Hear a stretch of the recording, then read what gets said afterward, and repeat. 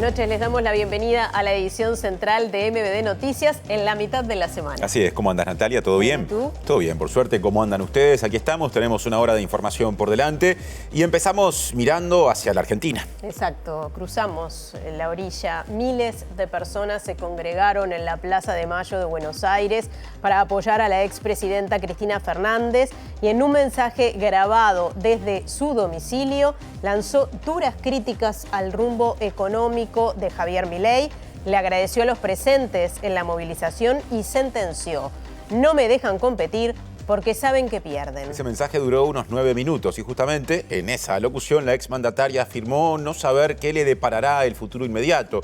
Dijo que ya ha pasado por casi todo en su vida y hasta por un intento de asesinato. Y también afirmó que desde donde le toque estar y desde la trinchera que sea, así dijo, va a seguir haciendo todo lo que esté a su alcance para estar junto a su gente. Bien, tendremos el desarrollo de esta información. Hay mucho más. Sí, vamos a repasar ya mismo los titulares en la mitad de la semana.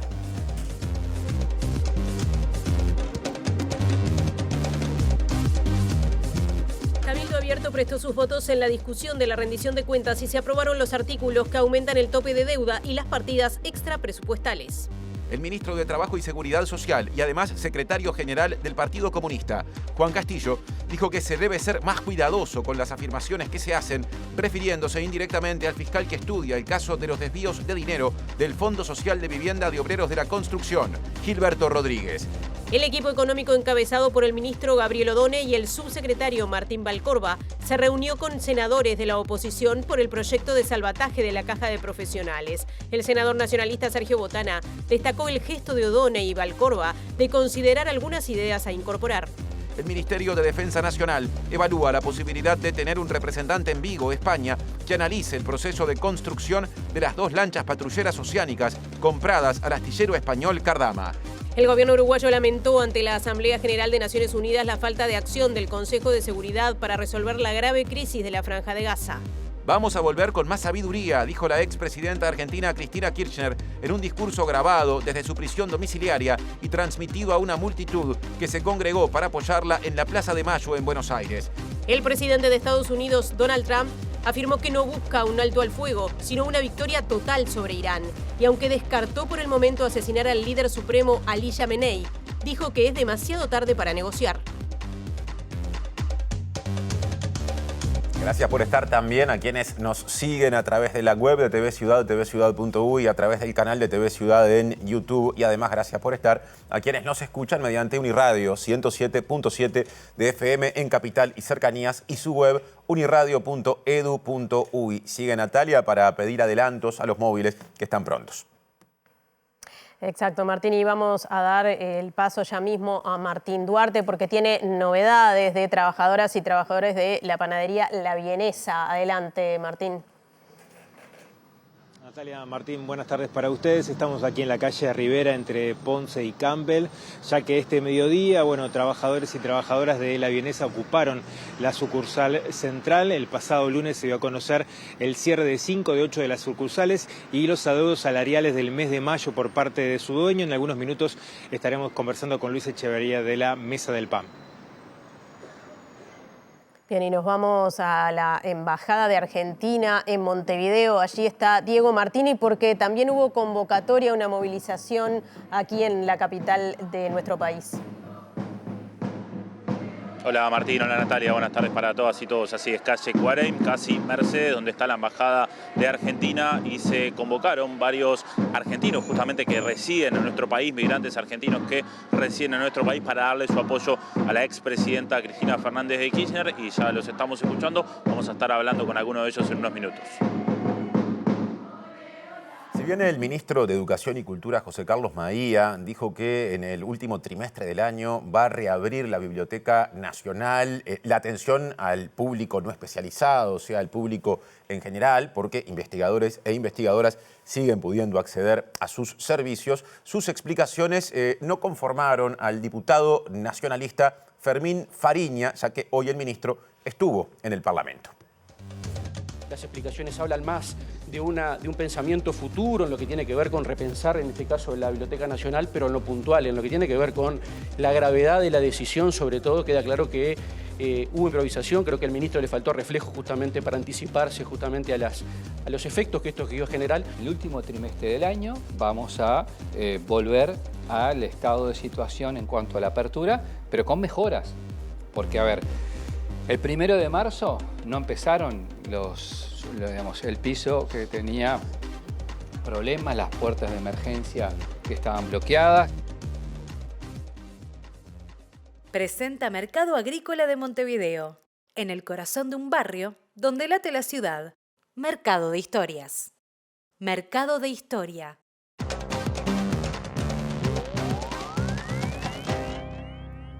¿Qué tal? Buenas noches. Abrimos el capítulo internacional, lo adelantábamos en titulares. Hoy fue un día muy especial en la República Argentina. Estaba prevista esta marcha que originalmente se había concebido para acompañar a Cristina Fernández a los tribunales, algo que finalmente no ocurrió así, luego de la decisión de la justicia de adelantar la condena con prisión domiciliaria para la exmandataria. No obstante, esa marcha se llevó a cabo igualmente hacia Plaza de Mayo, donde según algunos organizadores, 500.000 personas, algunos más, algunos menos, se habrían concentrado justamente en los alrededores de la Casa de Gobierno para manifestar su apoyo a la exmandataria, quien hizo llegar desde su apartamento en el barrio de Constitución un mensaje de aproximadamente 8 o 9 minutos, donde saludó y agradeció la masiva demostración de apoyo de las organizaciones sociales, sindicales que participaron. Recordemos que la CGT finalmente no adhirió, por lo menos formalmente, a esta manifestación, pero igualmente agradeció a todos los militantes que se concentraron. Volvió a fustigar al sistema económico y a la política que viene aplicando el gobierno de Javier Milei y dijo que todo esto ocurrió simplemente para proscribirla e impedirle avanzar en su campaña electoral. De todas maneras, Cristina Fernández prometió volver junto a su pueblo y dijo que tienen miedo de que ella gane. Bueno, queridos argentinos y argentinas, vamos a volver. Y además, vamos a volver con más sabiduría, con más unidad, con más fuerza.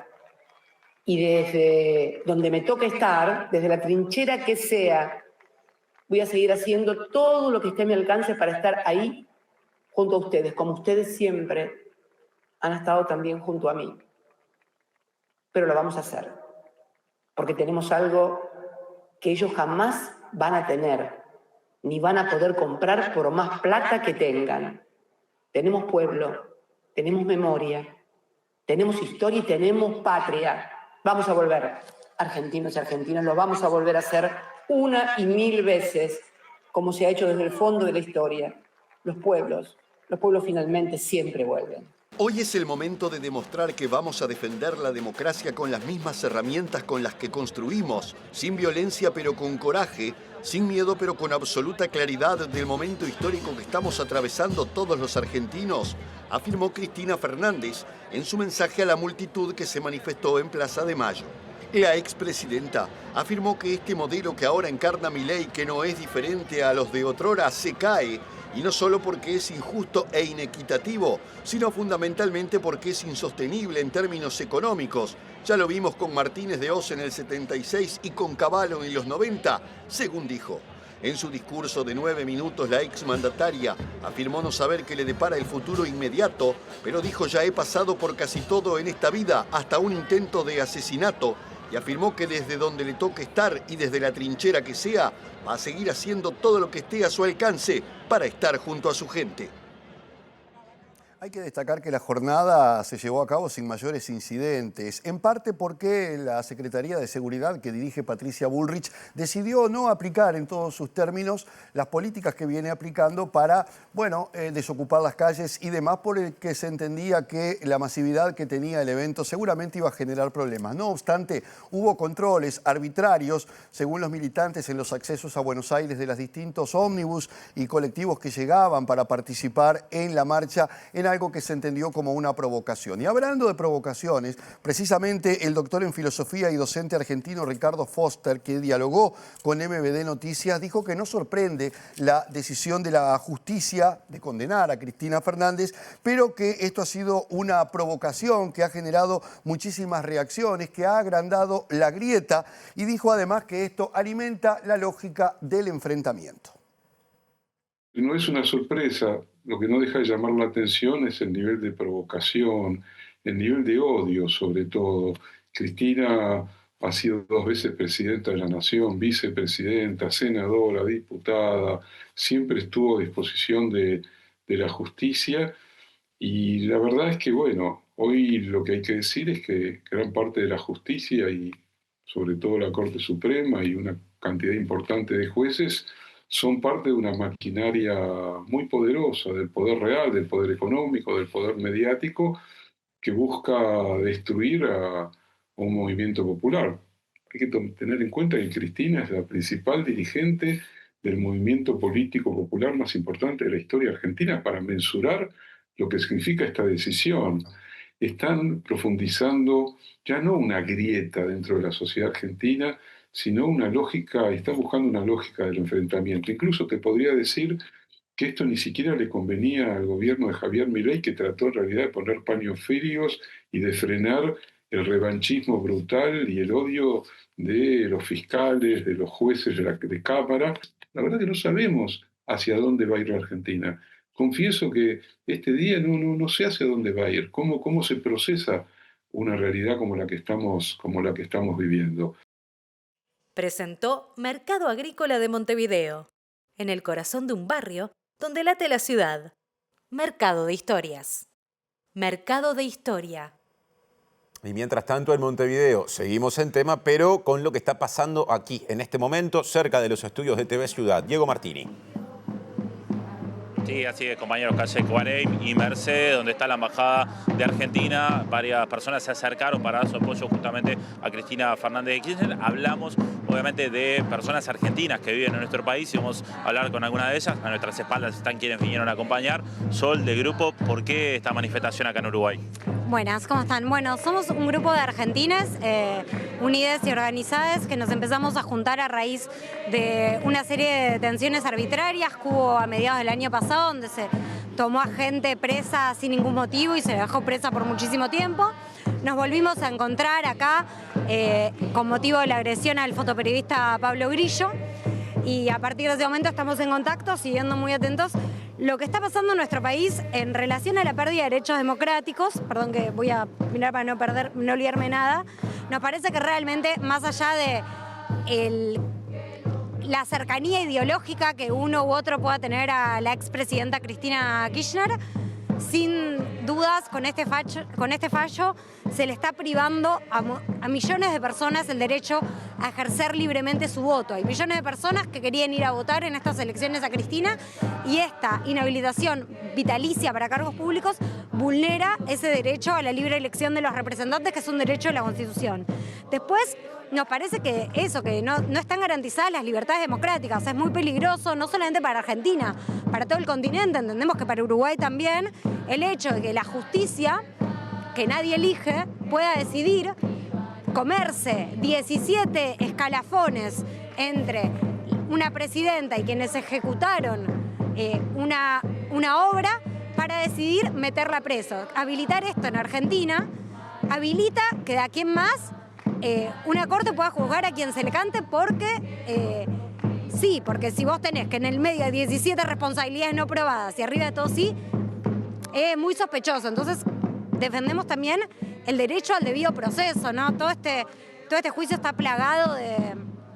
Nos parece que es una causa que es muy importante, que incluso si Cristina hubiera cometido corrupción, que el pueblo argentino tiene derecho a un juicio impecable, a saber lo que pasó, a saber en detalle, que no sea juzgado por jueces que se reúnen a jugar al fútbol con el fiscal, porque es algo de mucha importancia. Es decir, si están tan convencidos de que Cristina es una chorra, que lo prueben, porque el pueblo argentino tiene derecho a saber eso. ¿Cómo ven lo ocurrido hoy en la manifestación de 1 millón de personas, pero también entre quienes no apoyan o no están ideológicamente cercanos a Cristina y han festejado y provocado justamente a estos manifestantes? Bueno, sobre el festejo me parece que es un poco lo que decía ayer Dolina cuando lo entrevistaba a Novarecio, ¿viste? A vos te preguntan ¿por qué festejan? Y el festejo nos explica, ¿viste? Festejamos que estamos juntos. Ellos se ve que hay un discurso mediático para producir odio, que no pueden ni soportar que la tipa sonría, le van a prohibir sonreír, no sé, hasta el narco más peligroso del mundo debe tener derecho a salir al patio en la cárcel. Sí, lo que nos preocupa seriamente de lo que está pasando allá y de lo que pasó hoy es la gravedad de los atropellos a las libertades democráticas.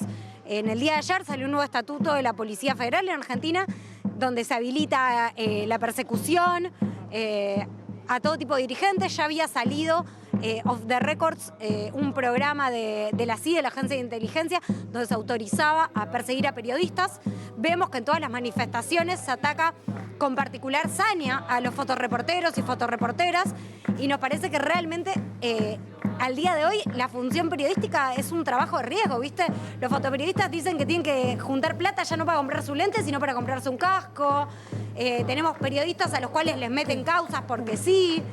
Mientras, del otro lado tenemos un presidente que su secretario, no se sabe qué cargo tiene porque no tiene cargo legal, interrumpe una entrevista, decirle que lo que está diciendo lo mete en un quilombo y nadie dice nada. Entonces, nos parece que realmente hay un grave peligro de las libertades democráticas en este momento en Argentina. Repaso un poco.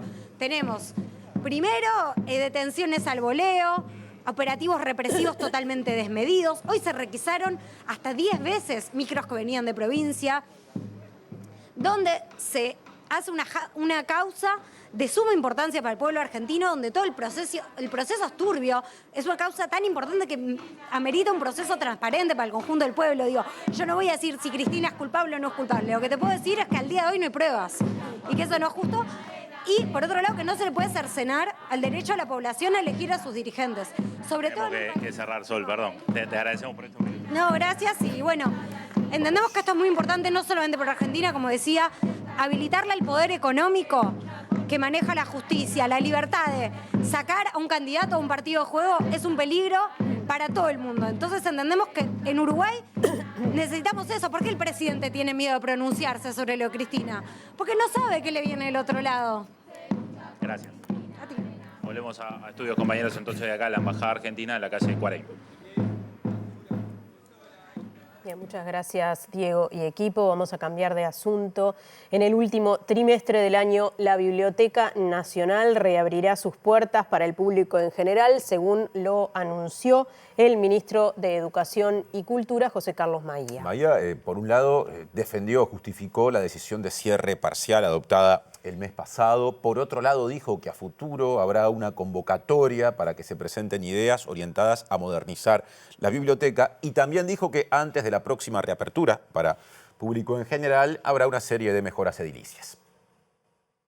En el último trimestre del año vamos a volver al estado de situación en cuanto a la apertura, pero con mejoras, porque a ver, el 1 de marzo no empezaron el piso que tenía problemas, las puertas de emergencia que estaban bloqueadas, ni el estado del acervo cultural, ni el estado de mantenimiento de las colecciones que había, ni la falta de funcionarios. Maía fundamentó la decisión tomada ante la Comisión de Educación y Cultura de la Cámara de Representantes y adelantó que cuando se concrete la reapertura para público en general, también se rehabilitará la sala de lectura escolar. Anunció un refuerzo del personal y dijo que ya se trabaja para mejorar el cuidado de los archivos y realizar reformas que refuercen la seguridad edilicia. Una búsqueda de un acuerdo con el Ministerio de Transporte y Obras Públicas, a los efectos de solucionar los aspectos edilicios a los cuales hemos hecho referencia. Un acuerdo con el Ministerio de Industria, estamos trabajando en ambas cosas, para el apoyo desde el punto de vista técnico y archivólogo, y no hubo más llamados desde el año 2019. No hay, por lo tanto, lista de prelación al no haber llamados. Y al mismo tiempo, en ese momento, el presidente de la calle Pou estableció el corte del 3x1 en la reposición de funcionarios públicos. Y al no haber llamados, no haber recorte en materia de ingresos a la función pública, y si le agregás además que en el año 2024 cortaron el convenio con la Facultad de Comunicaciones, básicamente eso llevó a un problema muy fuerte.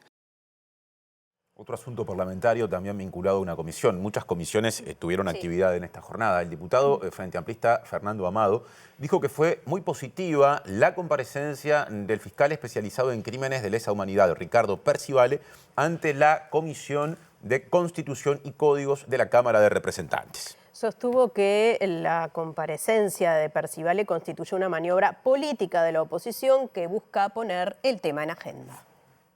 Tenemos absoluta confianza en un fiscal íntegro, un fiscal claro, contundente, que sobre todo deja claro también que la instancia de hoy terminó constituyendo una maniobra política para tratar de politizar un ámbito que no debe politizarse. Y realmente hay que ser muy responsables del sistema político, desde los partidos políticos y de este Parlamento, cuando citamos a fiscales para tratar de sacar de contexto una frase en el medio de una entrevista larga. Me parece que hay que trabajar muy seriamente desde el Parlamento y de los partidos políticos, porque estos son temas institucionales, y este tipo de prácticas, el de tratar de partidizar, politizar la Fiscalía o acusar a la Fiscalía de tener intenciones políticas o de ser operador de un partido político, es mala política. No es casualidad que haya esta presencia mediática, no es casualidad que haya tanta atención pública sobre este tema. Es decir, esto ha sido una evidente maniobra política, digamos, de tratar de poner este tema en agenda con un objetivo. El objetivo está claro. Y por otro lado, los senadores del Partido Nacional Javier García y del Partido Colorado Andrés Ojeda consideran que es grave lo que el fiscal especializado en crímenes de lesa humanidad declaró en la comisión parlamentaria. Claro, y según la versión de ambos, Percivale dijo que tiene asidero afirmar que Jorge Díaz, actual prosecretario de la Presidencia de la República y ex fiscal de Corte, lo trasladó de Fiscalía en el año 2012 para evitar el procesamiento de, textuales palabras, alguien importante. Notoriamente, aquí hubo una operación política en el año 2012-2013, llevado adelante por el fiscal de Corte de ese momento, para evitar que se llevaran adelante investigaciones que están vinculadas, como dijo el fiscal convocado, vinculadas a narcotráfico, crimen organizado, lavado de activos, que iban a tener un final diferente seguramente al que tuvieron. Se habló de persecución y se habló de un ataque institucional. Al no tener razones de servicio, lo que termina diciendo Percivale es que lo trasladaron para evitar el procesamiento de alguien importante a quien no quiso identificar. Es una acusación grave, cada vez que era consultado, especialmente en virtud de las suspicacias que había generado y las dudas que había sembrado, él decía que no lo podía decir porque no tenía pruebas para respaldarlo, pero que evidentemente él creía que había razones espurias para el traslado, que fue exactamente lo que dijo. Explicó por qué su traslado no tenía explicación, como tampoco tenía explicación el traslado que tuvo también en 2016 a una fiscalía de menor jerarquía sin haber recibido ninguna sanción previa. Otro cambio de agenda. Les contamos que el ministro de Trabajo y Seguridad Social, Juan Castillo, en calidad de secretario general del Partido Comunista, rechazó enfáticamente cualquier posibilidad de que ese sector político se haya beneficiado recibiendo dinero proveniente del Fondo Social de Vivienda de Obreros de la Construcción, en respuesta a los dichos iniciales con respecto a este asunto de la semana pasada del fiscal de Delitos Económicos y Complejos, Gilberto Rodríguez. Castillo también expresó el pleno respaldo a los legisladores comunistas Óscar Andrade y Daniel Diverio, mencionados en la causa, y en alusión al fiscal dijo que se dicen cosas que después es difícil andar aclarando. Hasta ahora lo único que ha salido público son denuncias que implican a dirigentes, a militantes sindicales. Su sindicato tomó medidas con ellos. Algunos de ellos además pertenecían a la fila de nuestro partido, eran afiliados al partido, y de inmediato el año pasado nosotros primero le dimos las garantías de pasarlo a un tribunal de disciplina que analizara esas conductas y se los expulsó de la fila del partido. Ahora en el transcurso de la investigación, lo que no sucede muy seguido es que todos los días aparece alguna noticia nueva sobre alguna declaración. Algunas de ellas nos han implicado a dirigentes políticos del partido y hasta se anuncia o se dijo de que se utilizaba para financiar el partido, cosa que rechazamos rotundamente en ese comunicado que dimos a conocer públicamente ayer. Vamos a rechazar. estar dispuestos para los dirigentes que nos han nombrado. Primero, que nosotros los respaldamos íntegramente, pero segundo, si la justicia los convoca, van a ir a declarar. Tengo entendido que algún anuncio que se había hecho sobre que estaban en cantidad de indagados se aclaró por parte de la justicia ayer mismo, de que van a ser en todo caso en carácter de testigo, pero lo que pasa es que se dicen algunas cosas públicamente que después es difícil tener que andar aclarando. No hay que ser más cuidadosos en el manejo y prudentes también en el manejo de las afirmaciones que se hacen, tanto de nuestra parte como de otras partes. Presenta Asociación de Funcionarios Portuarios. Hacete socio y accederás a beneficios exclusivos como colonia de vacaciones, préstamos, servicios de la salud, tienda online con precios exclusivos y mucho más.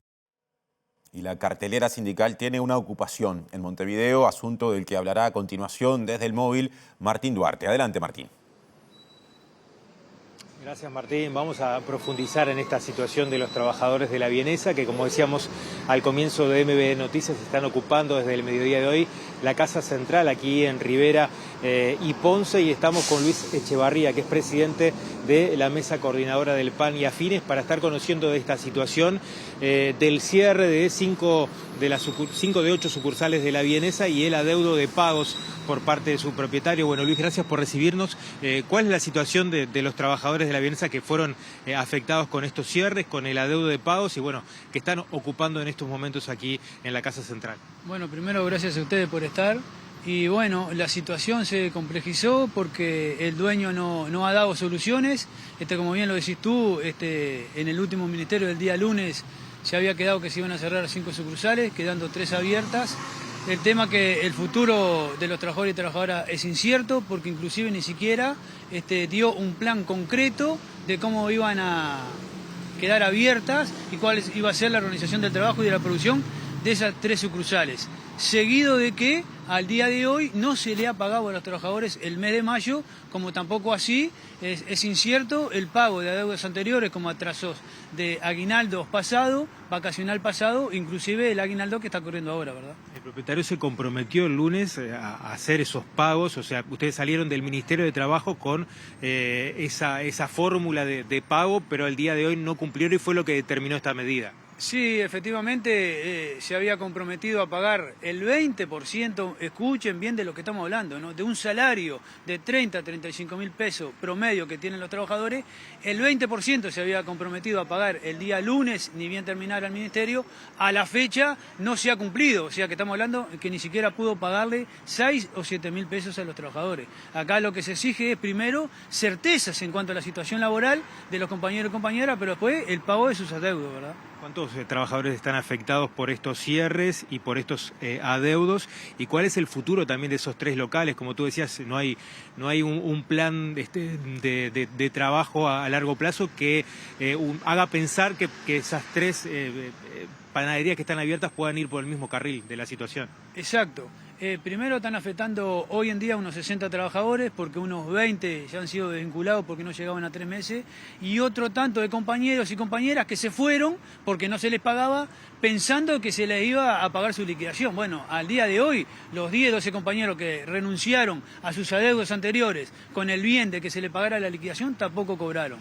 En el otro sentido, como bien decías tú, no había plan para las 3 sucursales, inclusive algunas están sin luz, otras están sin agua, no hay materia prima para producir, entonces en ese contexto era muy difícil. Pero hoy nos enteramos que ayer estaban haciendo un inventario, que se estaba embalando maquinaria y bueno, ante esa situación los trabajadores decidieron ocupar y hacer una custodia de máquina para por lo menos intentar garantizar que se le pague el adeudado y que el dueño dé la cara y que diga concretamente qué va a pasar con los trabajadores y las trabajadoras. Por último, está notificado el Ministerio de Trabajo de esta situación. Decíamos el lunes ustedes se fueron con una idea, los trabajadores también, y bueno, estamos a miércoles y la situación cambió.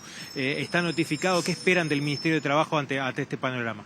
Sí, el Ministerio de Trabajo está enterado de la situación. Nosotros lo que entendemos que tendría que intervenir llamándolo al dueño para que fuera claro y conciso en cuanto a lo que va a suceder con su empresa y sus trabajadores y los adeudos, y por parte del gobierno le pedimos una cooperación en cuanto a que haya seguros de paro extendido.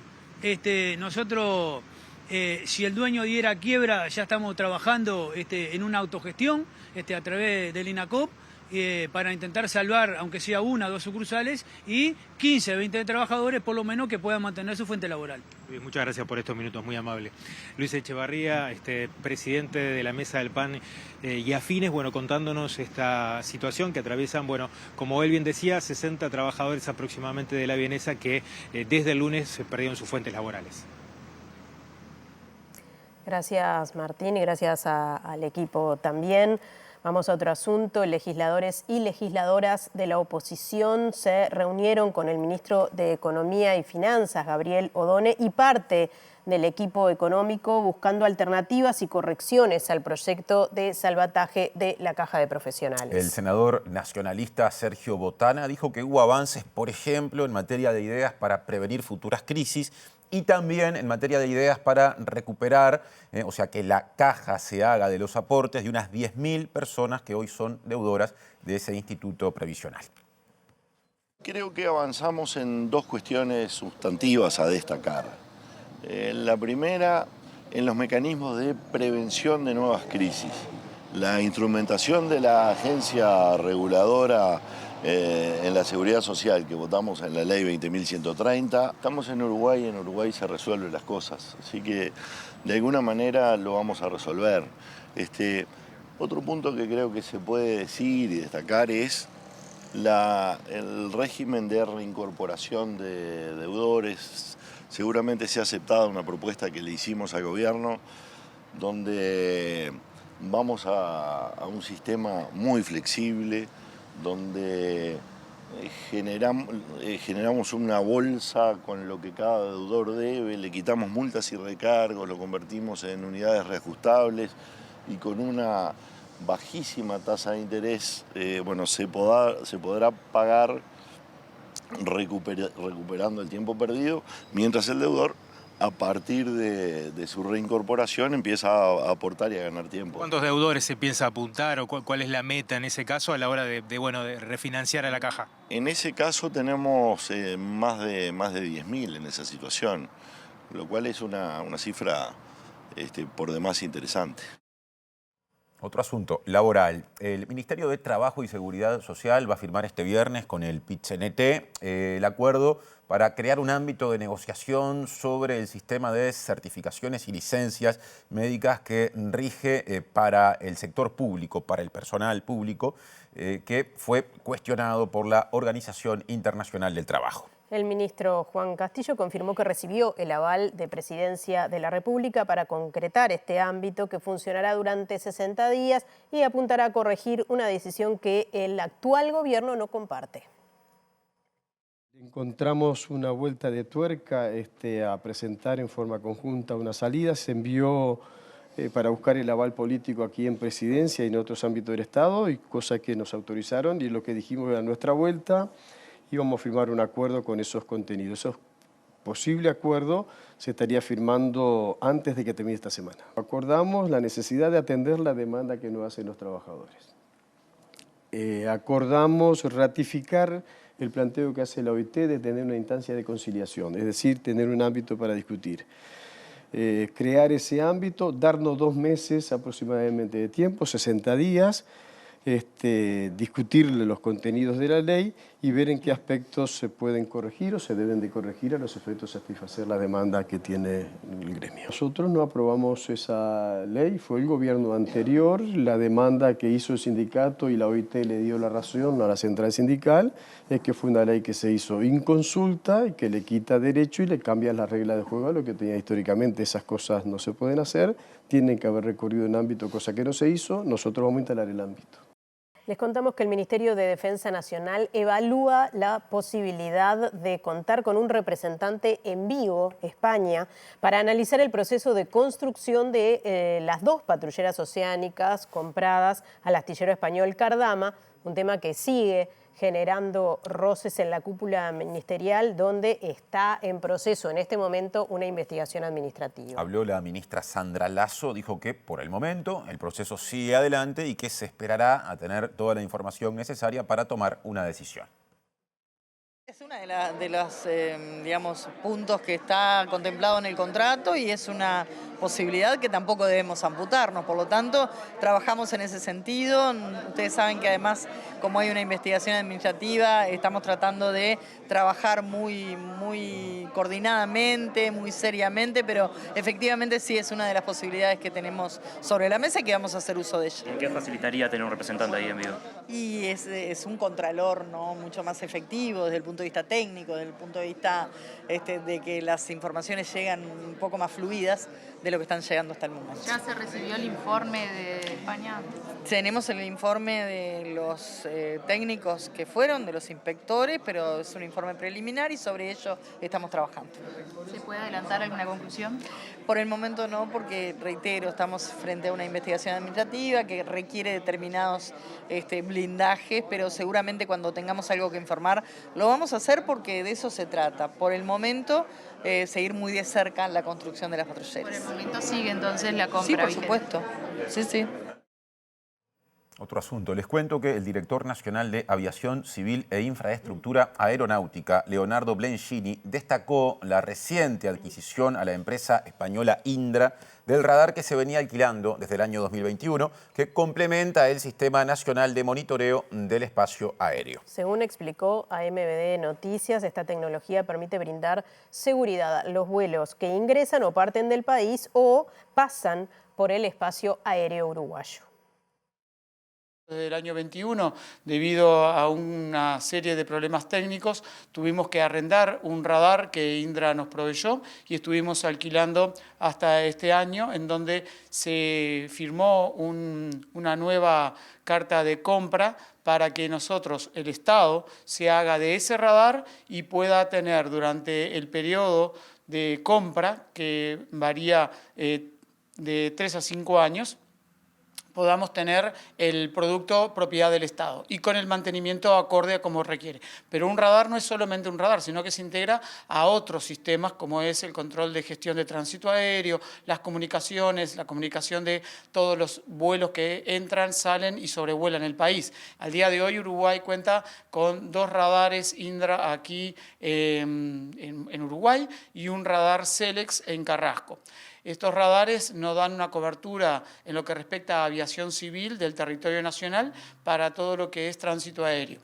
Obviamente que la defensa y la seguridad operacional también se integra con el sistema de radares que provee Fuerza Aérea. Y ahí también tenemos un sistema de radares que es provisto por Indra. Operativo ya está y los pagos ya comienzan a partir de este año. Estamos hablando de pagos que rondan $1.200.000 anuales y está incluido dentro de ese monto, que no es constante todos los años porque tiene cuotas de variabilidad, está incluido el mantenimiento. Y el mantenimiento es muy importante que nosotros lo garanticemos mediante contratos.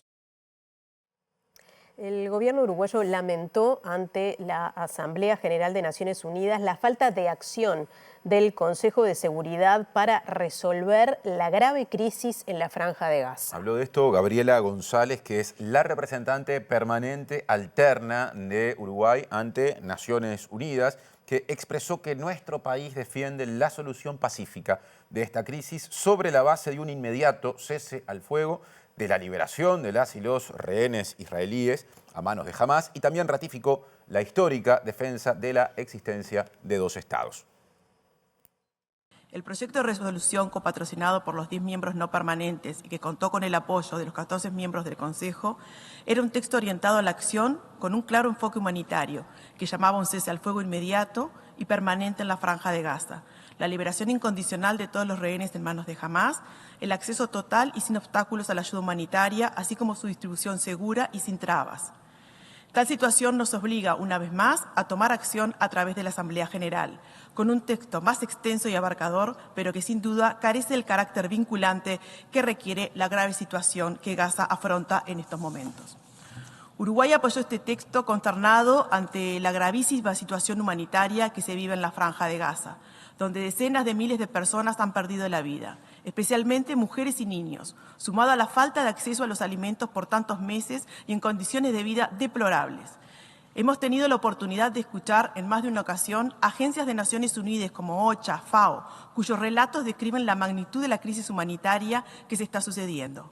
Por ello resulta fundamental insistir con la urgencia de respetar el derecho internacional humanitario, incluyendo la protección de civiles en conflictos armados, así como también de los niños en conflictos y las convenciones internacionales de protección de los derechos humanos, que Uruguay consistentemente ha llamado a respetar en todas las situaciones de conflictos armados. En este contexto, expresamos que resulta esencial y urgente que Israel garantice el acceso seguro y sin restricciones de la ayuda humanitaria para la población de Gaza a través de las Naciones Unidas.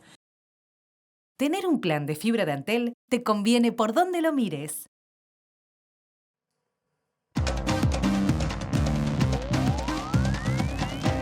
La representante de Uruguay ante Naciones Unidas hablaba de la situación en Gaza y antes de meternos a la guerra con Irán debemos recordar que la violencia se sigue manteniendo en Gaza en todos sus términos y que en los últimos días han sido decenas de palestinos los que han muerto en los puntos de distribución de comida en una situación muy polémica que se ha generado a partir de la autorización a una fundación que autoriza a Israel a esa distribución. Pero ese es un tema que sigue paralelo con la guerra entre Irán e Israel, que hoy tuvo nuevos capítulos, no solamente en el intercambio de bombardeos, sino en la retórica de guerra que viene manteniendo tanto Estados Unidos como Irán y el propio Israel. De hecho, el presidente Donald Trump volvió a insistir veladamente en la posibilidad de terminar con esta guerra, deslizando que una de las formas es terminar con la vida de Ali Khamenei, algo que por el momento dijo no se plantea por el momento, pero parece inminente la participación de Estados Unidos en este conflicto y habría que ver cuáles son los factores que determinarían el ingreso de Estados Unidos en una guerra que tendría ya otras características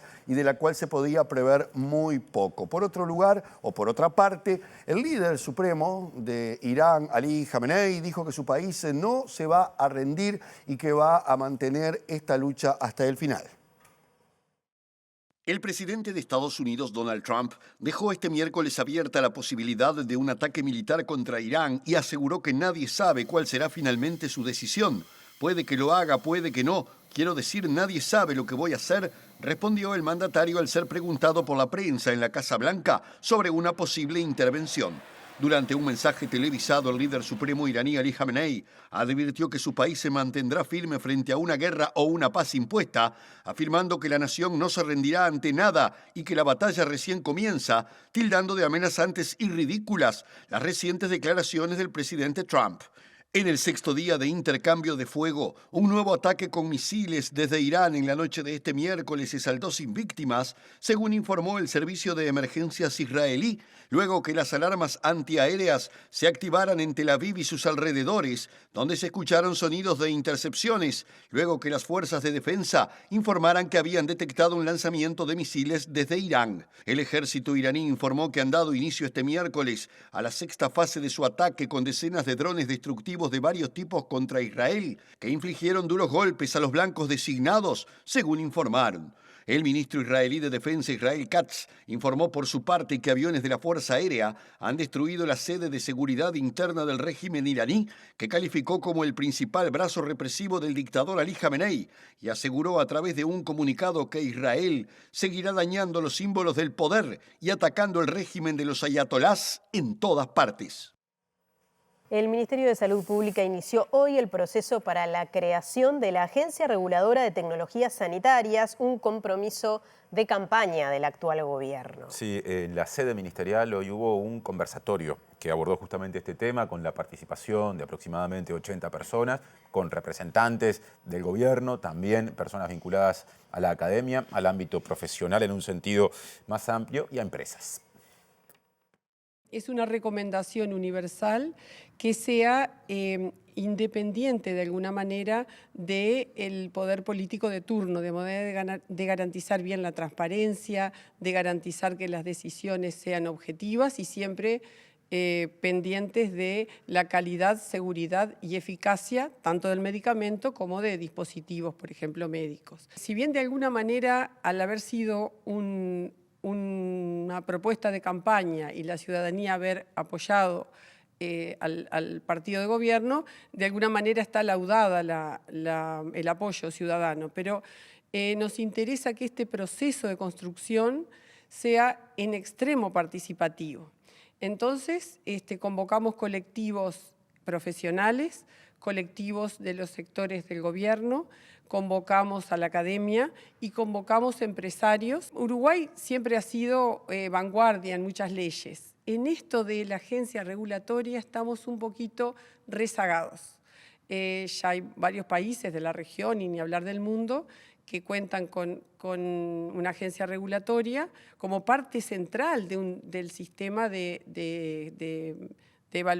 medicamentos a ser consumidos por la población. Respecto a lo que es la financiación, estamos todos pensando en todo lo que sea copago, o sea, de solicitar un registro, la industria paga, eso sería un ingreso, algo de rentas generales en un inicio va a tener que ser. Lo que vamos a procurar es que sea ágil y con muy bajo costo. Respecto a tanto vacunas como cualquier otro desarrollo, sea biotecnológico, o sea de medicamentos, o sea de tecnología sanitaria, ¿por qué no? O de inteligencia artificial respecto, que lo va a abarcar. Sin duda, tener una agencia facilita muchísimo. Bueno, y nos estamos yendo. Repasamos antes de irnos los datos del tiempo para los próximos 2 días en Montevideo y área metropolitana. Ahí pueden ir viendo y leyendo los datos del pronóstico para mañana, en primer término, elaborado por Inumet. Mañana será jueves 19 de junio, feriado. Y les contamos que por la mañana en Montevideo y área metropolitana se espera que el cielo esté claro y algo nuboso, con nieblas y con neblinas aparte ese momento del día, y además con heladas. Y por la tarde y la noche se espera que el cielo esté claro y algo nuboso y que haya nieblas, o mejor dicho, neblinas y bancos de niebla. Las temperaturas extremas pronosticadas son, como ven, una mínima de 1 grado, dije bien, 1 grado, y una máxima de 15. Y el viernes 20 de junio, ya casi entrando el invierno, el sol a pleno, como lo ven allí, estará algo nuboso. Hay pronosticadas heladas agrometeorológicas porque, como ustedes están viendo, la temperatura mínima también es de 1 grado y la máxima de 15.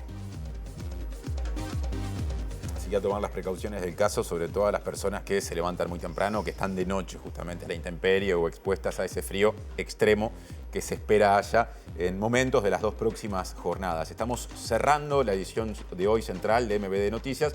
Ya está por empezar Lado B en la pantalla de TV Ciudad y a su término volverá MBD Noticias en formato en síntesis. Y los esperamos mañana a las 18:55 con Martín para otra edición de MBD Noticias. Gracias por estar, que descansen. Hasta mañana.